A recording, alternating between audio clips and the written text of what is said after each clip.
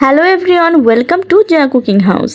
আশা করি সবাই ভালো আছেন। আজ আমি আপনাদের জন্য নিয়ে চলে আসলাম নতুন আরও একটি রেসিপি। আজ আমি আপনাদেরকে তৈরি করে দেখাবো টকঝাল মিষ্টি তেঁতুলের আচার।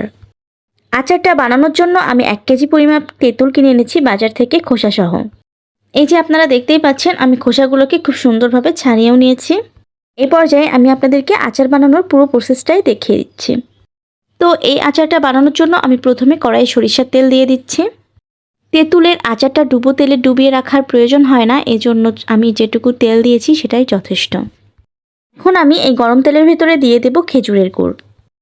আজ আমি খেজুরের গুড় দিয়েই আচারটা বানাবো, আপনারা চাইলে চিনি দিয়েও বানাতে পারেন। তেলের সাথে গুড়টা মেল্ট হয়ে আসলেই আমি তেঁতুলগুলোকে দিয়ে দেব। তেঁতুল অনেক বেশি টক হয় আর সহজে এটা খাওয়া যায় না, এজন্য আমি টক মিষ্টি ঝালঝাল করে এটা বানাবো। এই গরমের সময় তেঁতুলের আচারটা অনেক বেশি উপকারী হাই প্রেশারের রোগীদের জন্য। এই জন্য আমি প্রতি বছরই তেঁতুলের আচারটা এভাবেই করে রাখি। এভাবে তেঁতুলের আচার করলে খেতেও বেশ ভালো লাগে আর প্রেশারটাও নর্মালে থাকে। এই আচারটা করতে খুব বেশি সময় লাগে না, ঝটপট করে নেওয়া যায়। আচারের ভেতরে এখন দিয়ে দেব স্বাদমতো লবণ। এই আচারটা বানানোর সময় তেঁতুলটাকে অনবরত নাড়তে হবে। গুড় আর তেঁতুল একসঙ্গে মিক্সড হওয়ার পরে এই আচারটা কিন্তু আমেজিং টেস্ট আসবে। খুন্তির সাহায্যে তেঁতুলটাকে কিছুটা ম্যাশ করে দিচ্ছি।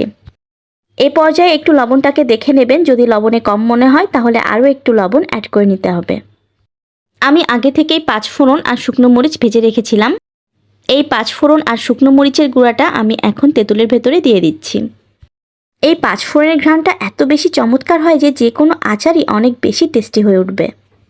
তেঁতুল যেহেতু অনেক টক, আমার কাছে কিছুটা মিষ্টি কম মনে হয়েছে, এজন্য আমি আরও একটু চিনি দিয়ে দিলাম। বন্ধুরা, আপনারা যারা আমার ভিডিওটি ইউটিউব থেকে দেখছেন তারা অবশ্যই আমার চ্যানেলটাকে সাবস্ক্রাইব করবেন। আর যারা আমার ভিডিওটি ফেসবুক থেকে দেখছেন অবশ্যই ফলো দিয়ে আমার চ্যানেলের সাথেই থাকবেন। বন্ধুরা, দেখতেই পাচ্ছেন তেঁতুলের আচার খুব সুন্দর আঠালো আঠালো ভাব চলে এসেছে। এ পর্যায়ে আমি তেঁতুলের আচারটাকে নামিয়ে নেব। আচারটা নামানোর আগে অবশ্যই টেস্ট করে দেখবেন লবণ, ঝাল আর মিষ্টিটা ঠিকঠাক আছে কিনা।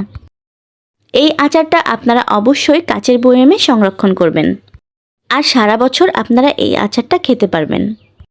দেখলেন তো বন্ধুরা, কতটা সহজে আর শর্ট টাইমে এত মজার একটা আচার তৈরি হয়ে গেল। এই তো বন্ধুরা, আমি এখন আচারটাকে নামিয়ে নিচ্ছি। আপনারা দেখতেই পাচ্ছেন আচারটা কতটা বেশি লোভনীয় হয়েছে। গরমের দিনে এরকম টক মিষ্টি ঝালঝাল আচার থাকলে আর কি চাই বলুন তো। মুখে যখন রুচি থাকবে না, অবশ্যই এই আচারটা খাবেন। মুখের রুচি ফিরিয়ে আনতে এই আচারটা একেবারে পারদর্শী। তো আজ এই পর্যন্তই। সবাই ভালো থাকবেন। Like, share and comments my video. Thank you everyone.